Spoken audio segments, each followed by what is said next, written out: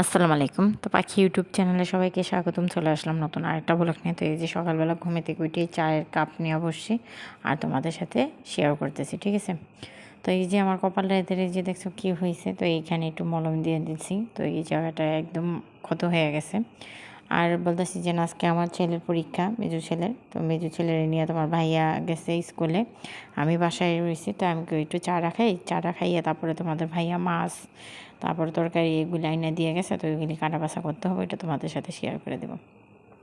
তো এই যে তেলাপিয়া মাছ আনছে, সাথে গুঁড়া মাছ আনছে আর মূলা শাক আনছে, ওদিকে সিম আনছে, ধনিয়া পাতা আনছে। তো বাজার আনলে তো মনে করলেন একটু কাজ থাকে। আর যেহেতু আমি আস্তে ধীরে কাজ করি, আমি কোনো চালু চালু কোনো কাজ কাম করতে পারি না, কারণ সাথেও আমার এমনিও কোনো হেল্প করার কোনো লোকজন নেই। আমি একা, মানে একদম একা একা সব জিনিসগুলো করি। তো এমনি মানে হেল্প করার মানে সাথে লোক না থাকলে কী হবে, কিন্তু সকালে তো আমার কাজকাম করার লোক আছে। এরা তো সকালে আসে, থালাবাটি দিয়ে দেওয়া যায়, ঘর ঝাড়ু দিয়ে দেওয়া যায়। তো আগে আসতো, আইসা মাঝে মাঝে আমার তরি তরকারি কাটা বাইসা দিয়ে যেত, সাথে ধুইয়া পাকলা দেওয়া যেত।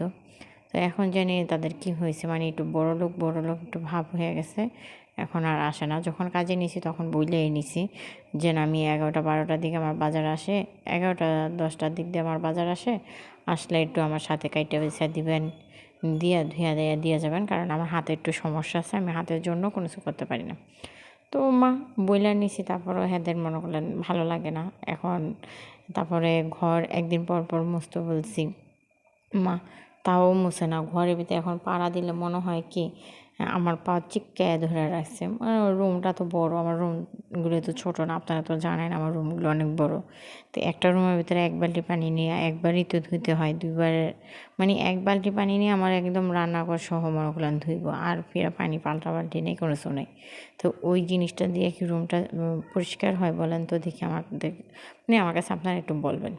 তো এই যে আজকে এদিকে আমি মূলার ডাঁটা দিয়ে হলো ঝাক্কা মাছ রান্না করতেছি, আর হলো এদিকে মূলা শাক দিয়ে পাঙ্কাশ মাছের মাথা দিয়ে রান্না করতেছি। আপনারা তো জানেনই এগুলি আমাদের মানে মানে প্রত্যেক দিনের খাবার পাঙ্কাশ মাছ। পাঙ্কাশ মাছ ছাড়া আমাদের ঘরে অন্য কোনো কিছু নাই। তো এটা তো আপনাদের সাথে শেয়ার করতেই হবে। আর ঝাক্কা মাছটা আমি সকালে ভাইজা রাখছিলাম, তো ওইটা আর ভাজা দেখালাম না। তো এদিকে যে এখন পাঙ্কাশ মাছের তরকারিটা বসাই দিব, মানে শাকটা বসাই দিব। শাকটা আগে সিদ্ধ করে নিয়েছি, তোমাদের সাথে তো গল্প করলাম আর মানে বলতে পারলাম না। তো শাকটা সিদ্ধ করে নামাই ফেলছি লবণ দিয়ে, আর এই যে এটা এখন আবার বসাই দিলাম। তো ওদিকে আবার ওই যে মূলার তরকারি যেটা, ওইটাও হয়ে আসতেছে, ওইটার ভিতরে ধনিয়া পাতা দিয়ে ওইটাও নামাই ফেলবো। আর সিম আলু দিয়ে ছেলেদের জন্য একটু তেলাপিয়া মাছ রান্না করে দেবো, যেহেতু তোমার ভাইয়া তেলাপিয়া মাছ নিয়ে আসছে। ছেলেরা তোমার ওগুলো ছোটো মাছ খাইতো না, ঝাক্কা মাছও খাইতো না। তো ওদের জন্য একটু অন্য ধরনের মাছ রাখতেই হয়। তো এই যে দেখছো ঝাক্কা মাছটি দিয়ে দিলাম।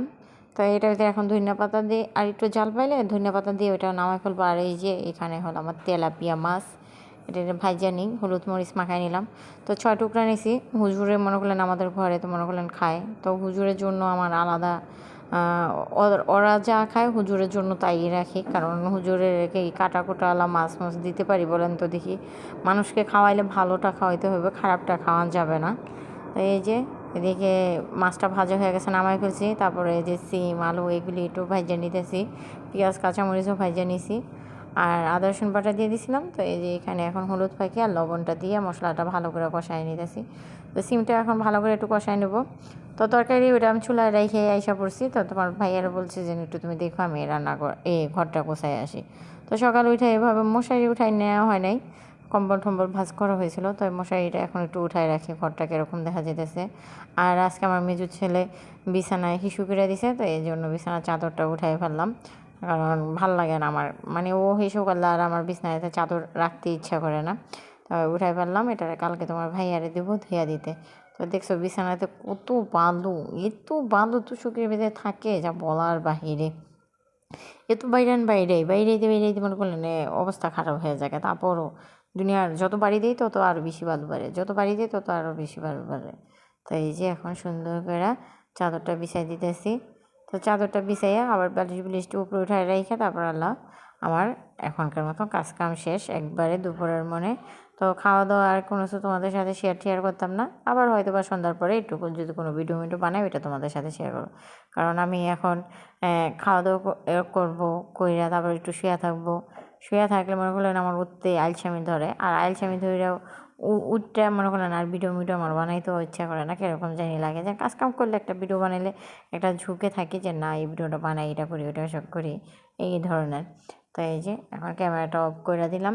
আর এই যে আমি আজকে তোমার ভাইয়া গেঞ্জি পরে বসে রয়েছি, এটা তোমাদের সাথে শেয়ার করি। তো এই গেঞ্জিটা আমি আগের বছর আইনা দিয়েছিলাম। তো গেঞ্জিটা অনেক সুন্দর, আমার কাছে অনেক ভালো লাগতেছে, এই জন্য তোমাদের সাথে একটু শেয়ার করতেছি। তো গেঞ্জিটা পরে এখন আমাকে কীরকম দেখা যেতেছে সেটা তোমরা বলো তো দেখি। এই যে গেঞ্জিটা মনে করলাম আমি আমার নিজের পছন্দ, তো তোমাদের ভাইয়ারে জামা কাপড় এনে দিই, আপনাদের ভাইয়া জামা কাপড় আনে না, কোনো কিছু কিনে না, হ্যাঁ নিজের জন্য কোনো কিছু কিনে না, আমি সব কিছু কিনা কেটে এনে দিই। তো এই যে তোমাদের সাথে বকর করে একটু শেয়ার করে নিলাম। তো আজকের মতন ভিডিওটা এই পর্যন্ত, আল্লাহ হাফেজ।